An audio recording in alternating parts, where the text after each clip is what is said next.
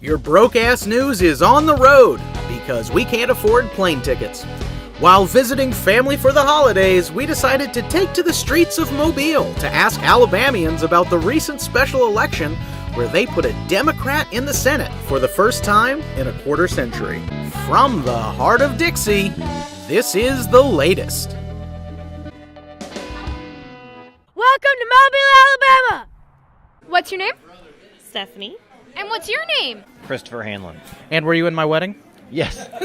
I was born and raised in Mobile, Alabama. So what's your name? TJ Singleton. And, are you an Alabama native? I am. How long have you lived in Alabama? Since I was born. What did you major in? Political science. Do you live here in Mobile? I do. What did you think of the recent election? I was very pleasantly surprised. It was very embarrassing. I've worked in campaigns, so I really felt all the attention that the state received. I learned a lot about the people of Alabama, that it was such a close race. I was not involved in this Senate race, so I was just an observer on this one, and I was thankful for that. Did you vote for Doug Jones or Roy Moore? I voted for Doug Jones. No, I didn't. I did not vote in the election. I abstained. Doug Jones. Doug Jones. Doug. I voted for a Republican. You voted for a Republican.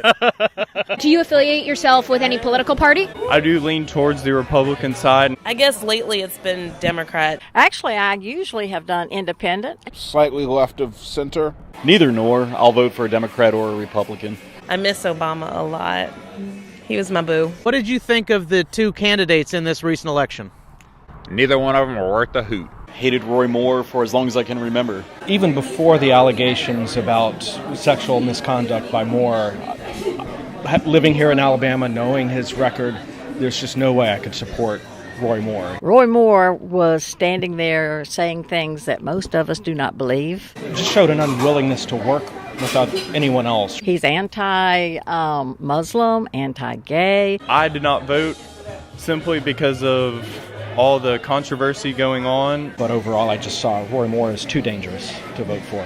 They didn't discuss any policies or anything. All they did was sling mud at each other. One standing there saying, "Stop killing babies." The other one saying, "Stop having sex with babies." I don't feel that the Republican Party believes in science that much.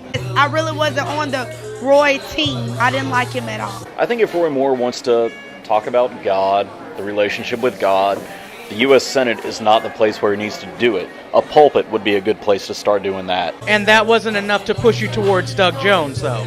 No, because he didn't have really good criteria either. You're just a nice little blueberry in a giant sea of red. How much do you think the sexual assault allegations played into this election? Well, the data tells us not very much. I think it was definitely a factor. Most people had pretty much made up their mind. People saying they don't believe the allegations. They say that they think it's conspiracy against them. Do you think there's any credence to that? There were some that were proven and some that weren't proven. If it wasn't for that, I think it would have been a runaway election with Roy Moore being the clear-cut winner. Who do you think jumps on a bandwagon of sexual assault allegations? Nobody that's intelligent. What role do you think religion played in this election? Many places in the Deep South are fairly single-issue voters. I know a lot of very good people who are conservative and faithful and said there's no way I could vote for Roy Moore. A lot of people that abstained or would not vote for Doug Jones was because of the abortion and pro-life issues. But I saw so many people claiming on religious grounds that they had to vote for Roy Moore. Pro-life is, kind of hard line for many, many people. Many people had. I had the concern that Doug Jones supported abortion rights. Personally, I'm pro-life. I'm born and raised Catholic, and I believe in the sanctity of life.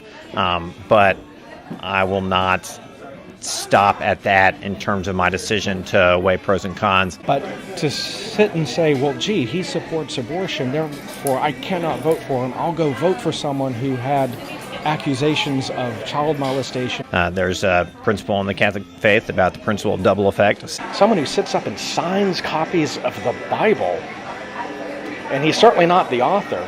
Who or what would be a good representation of Alabama? Someone with a logical brain. I think, honestly, we need a good, solid moderate. Okay, you can't find that anywhere. Like, that's asking way too much. Come on now. You asked what I wanted. You know, Alabama is a diverse community. Just someone who's not going to be like, well, God said. Like, I don't care what your imaginary friend said. Respectable. Pretty much looked at as the white Republican rednecks, and that's not always the way it is around here. We have a very diverse community, and I don't think we get represented as that very well. What would represent that? Black redneck?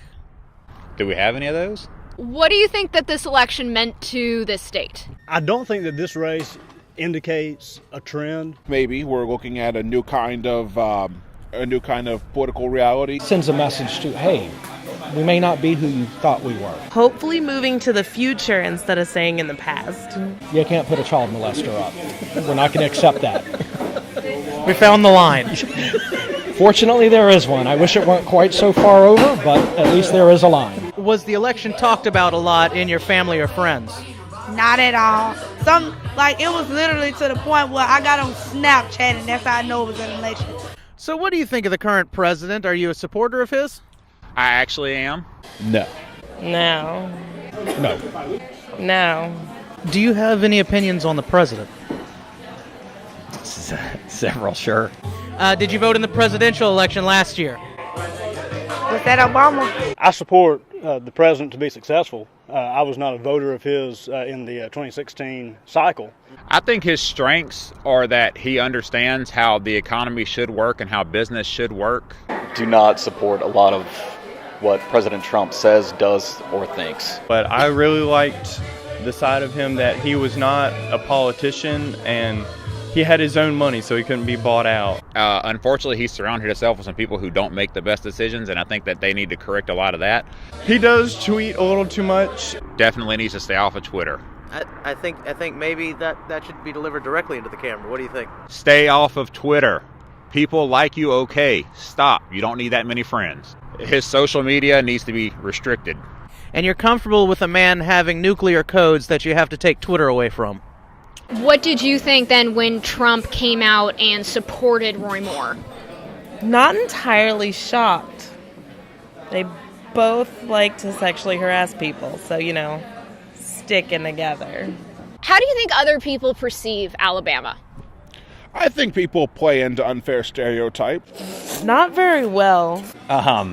I think plenty of people still see it as like a little bit of a backwater. I mean, we pretty much just solidified their already low standards of us. South in general is viewed as maybe as a lesser. In Alabama, maybe even worse. We consistently rank in the bottom 50 on many things, education. Most states rank in the bottom 50 in most categories. And yes, they certainly would. Also in the top 50. Oh, yes, that's true. That's true. How would you want the rest of the country to understand Alabama? It's not as backwoods and regressive as most people think. We invented Mardi Gras. Originally, Mardi Gras started here. Screw you, New Orleans. Yes. It's home.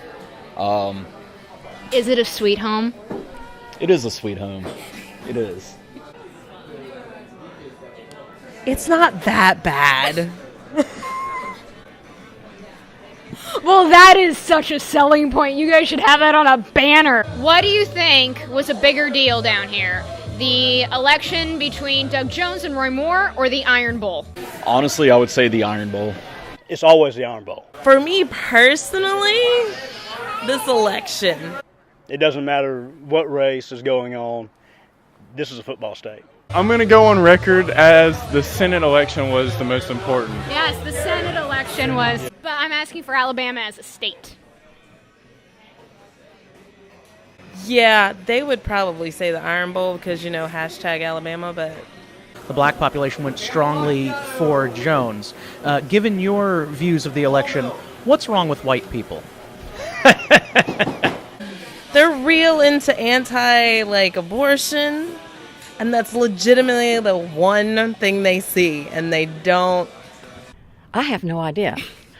They're religious, and they hear the abortion, and they're like, no, and they run away, and they're okay with him going after children as long as you don't kill babies. I don't know. Well, thank you, Kevin, and Roll Tide. Roll Tide. I'm learning.